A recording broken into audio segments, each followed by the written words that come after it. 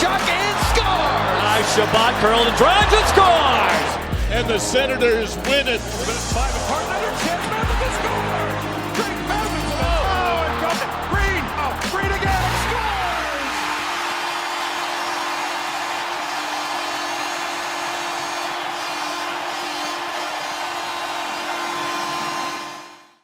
My name is Brandon, and I'm your host. Now, before we get started, please follow me on Twitter at @SensTalk_ and on Instagram at SensTalk. Now, coming off a huge game for your Ottawa Senators. By the way, it was 5-1. If you don't remember that, it was 5-1. The Senators end up winning that game 6-5. Yes, the Sens came back down from 5-1 versus these Toronto Maple Leafs, the cup contending Toronto Maple Leafs. The Senators came back to win 6-5. Just a little reminder, if you were not aware, I want to make sure you're aware of it. The Senators came back down 5-1 last game to win 6-5. Now, tonight, Ottawa is taking on the Toronto Maple Leafs again in the Battle of Ontario. But before we get to that, a few things. Firstly, the link in the description below, you can order your Sens Talk shotgun tool. We've sold out 3 times, and we greatly appreciate the support. Thank you all for the support. If you want to buy cool piece of merchandise, you can do so in the link in the description below. As well, go to use your promo code SensTalk on SeatGeek.com, and you can save $20 off your first purchase. To reiterate that, SensTalk is the code. You'll save $20 off your first purchase on SeatGeek.com. Now, Ottawa took on the Maple Leafs tonight. This is after the first period of play, where Ottawa played very well. But before we get to that, let's get to the lineup. So the game number 18 lineup is as follows. The first line. This is the line, actually, that I suggested to DJ Smith in last night's game, or 2 nights ago, Monday's video. I mentioned that I would love to see Josh Norris in the first line with Brady Tkachuk, and then you could put a guy like Connor Brown on the right wing. That's going to be the first line for Ottawa tonight. Tkachuk, Norris, and Brown. The second line, Paul, White, and Dadonov. Evgeny Dadonov scored 2 goals, including the game winner and the game tire on Monday night. So that line, watch out for that line. Third line, Tim Stützle with Derek Stepan, Drake Batherson. The fourth, Artem Anisimov, Chris Turney, Austin Watson. The only switch from those bottom 6 lines I would do is I would switch Turney and Stepan. Stepan on the fourth, Turney on the third. I think that would help Stützle and Batherson to create more offense. Shabbat and Zaitsev. Zaitsev's actually been pretty noticeably good, playing well in that first period. Riley Zub, or Zub, whatever the hell you want to call him. Anyways, he's a beauty. Brandstrom and Goodbranson. Brandstrom returns to the lineup. So Murray starts. He also returns to the lineup. He looked good. Hogberg backs up. So scratch was Christian Wolanin, Josh Brown, Ryan Dzingel. So Wolanin came out of this lineup for Eric Brandstrom. Not the biggest fan of that. I would have loved to see them both in the lineup, but it's still nonetheless good to see Brandstrom back in the lineup. Now let's get to the first period of play, where it's a scoreless game, 0-0. But the Sens are playing so structurally sound. They're blocking every single passing lane and shooting lane that there is out there. The zone entries are tough for the Maple Leafs as well. They're having a very tough time setting up in the offensive zone. The Senators are effectively swarming the Leafs every single time they even try the setup. So this is easily Ottawa's best defensive period in a very long time. And that's very good news, because a team like the Maple Leafs, who consider themselves cup contenders, to keep them scoreless and not really give them any chances in that first period is a good sign. Now, Ottawa did concede a goal in the last 2 seconds, but Joe Thornton pushed the pad into the net with the puck. Obviously, no goal. Very, very clear in the rule books that's no goal, so the score remains 0-0, but it was very close to being 1-0 Leafs at the end, so I did want to mention that. But yeah, Ottawa's, they played a very good game so far in the first period. Like I said, very structurally sound. Defensively, one of the better periods they've had all season.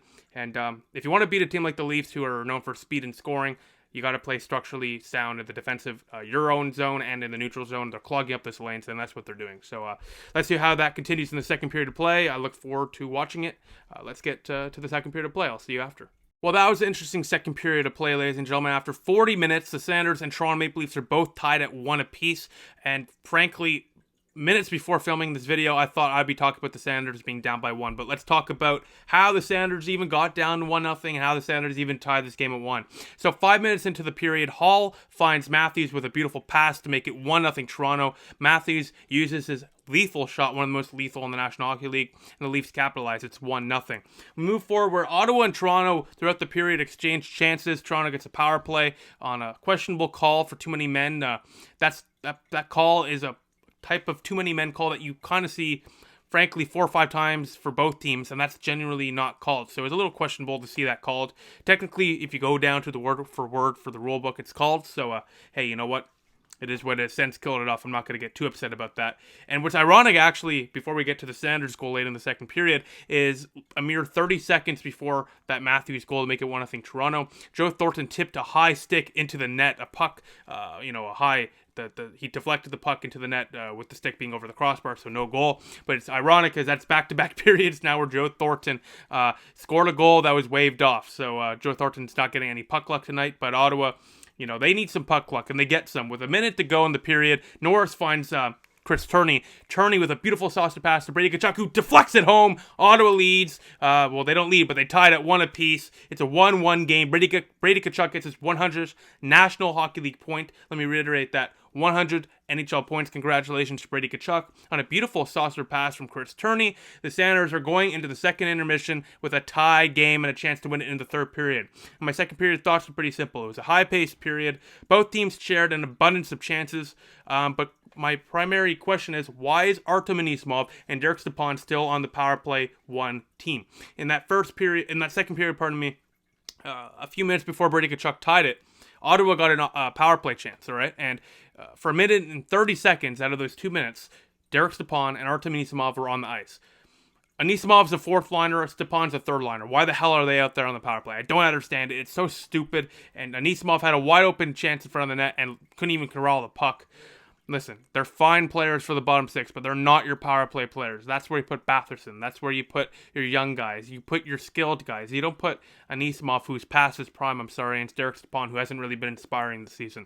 It makes no sense. I don't understand DJ Smith's fascination with the two players, but it is what it is. It's every coach has their thing, and this is DJ Smith's thing. He has questionable special team deployments. But besides that, let's get to the third period of play where Ottawa and Toronto are tied at 1, and let's see what happens. Maybe another crazy third period, but let's get to it right now. All right, so the game is over. Unfortunately, no Brady victory puppies tonight, as the Sanders are going to lose this one 2-1 in the third period. Ottawa kind of got outclassed by Toronto. Toronto had many more chances than Ottawa. Matt Murray was forced to make some big stops, but 11 in, Ottawa finally gave up a goal to Toronto. They finally got a goal that they earned. Off a bad power play, Sanders were gassed, and the Leafs were just cycling around the Sanders on this goal. Kerfoot gets a pass. He puts it in off of Murray's helmet off the post, and in a weird one, Murray couldn't really stop this one. The Leafs extend their lead. It's a 2-1 game now for Toronto. Like I just said, the Sanders on this goal were exhausted from back-to-back penalties, some stupid penalties from Zaitsev and Goodbranson that led to the Sanders being completely gassed, which of course led to the Leafs taking the 2-1 lead. Ottawa never really recovered after that. Toronto really controlled the period after that goal. They didn't really get anything going. They got a power play, but we already know with Anisimov and Stepan on the power play and the drop back passes, they didn't get anything going. That power play is disgusting. They gotta fix it. It's terrible. But yeah, Ottawa, they played a good game. Third period, they kind of let it go. Toronto just sort of took over, but you'd expect that after, like I said, Monday's game. And good on them, listen, Ottawa played a good game. They played very structurally sound. They didn't give Toronto many chances throughout the game. And listen, Toronto capitalized on their chances when they did, but I'm really happy with the way Ottawa played. They really pushed the puck to the boards. Didn't really create too many big chances for Matt Murray late until in the third period, where they did give up some big chances. But the Sanders defense played well for the most part, except Goodbranson. Goodbranson was terrible tonight. But Matt Murray made some big stops. Speaking of Matt Murray, Toronto put 28 shots on net. Matt Murray made 26 stops. Coming off of injury, he looked better than ever. So that's a positive sign. Ottawa put on 28 shots, but in that third period, like I said, Ottawa kind of let it go. They got outshot by 4, 10-6 in the third. But overall, Ottawa played a good game. Toronto definitely was the better team at the end of the game, but it was an entertaining game to watch, very defensively sound for both teams, and both goalies were making some big stops. Now, face-offs, Ottawa lost the battle 29-25. Listen, Ottawa, the fact that they're even close in that category is impressive, especially with the skill that Toronto has in Tavares and Austin Matthews in the center position. Both teams were scoreless on the power play 0-for-3. Ottawa out-hit Toronto substantially 30-13. But yeah, Ottawa, listen, they lost 2-1. They played a good game. And there's a lot of positives. There's way more positives in this game than negatives. So there's plenty of optimism to be around. Most importantly, Matt Murray continues to look solid, so hopefully that trend continues. Now let's get to the Sens Star of the night, voted by you, the fans. By the way, After every single Ottawa Senators game, I post a poll for the Sens Talk Star of the Night on Twitter at @SensTalk_ is our Twitter account. Make sure to vote there if you'd like to participate in the next one. Now it's currently 9:43. I posted this poll at 9:34, so 9 minutes ago. We got 123 votes, so here is the results. In fourth place, with 1% of the vote, Chris Turney had that assist on the lone Ottawa Senators goal. He was the 4th star. Third star, with 20% of the vote, Tim Stützle. Did not get on the score sheet tonight, but he was very impressive to say the least. Offensively, he made some good plays, gets chances, and he's just flying out there. He looks like a natural. He looks very comfortable in the NHL, and this kid is going to be a stud. He already is, but this kid is going to be a stud, ladies and gentlemen. He's going to be a fun player to watch in the future. The second star with 29% of the vote, and the lone goal for Ottawa, the lone goal scorer, getting his 100th National Hockey League point, Brady Tkachuk.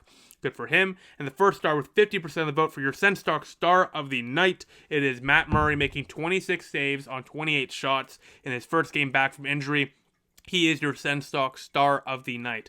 Now, the next Sens game is tomorrow night against the Toronto Maple Leafs at 7 p.m. Eastern Time, so we will see you then. I would expect Marcus Hogberg to start in that game, but we shall see. And one more thing, I hope they take a Branson out. I don't expect this to happen, but I hope they take a Branson out and put Wolanin in. That would be sick. Branson and Wolanin third pairing.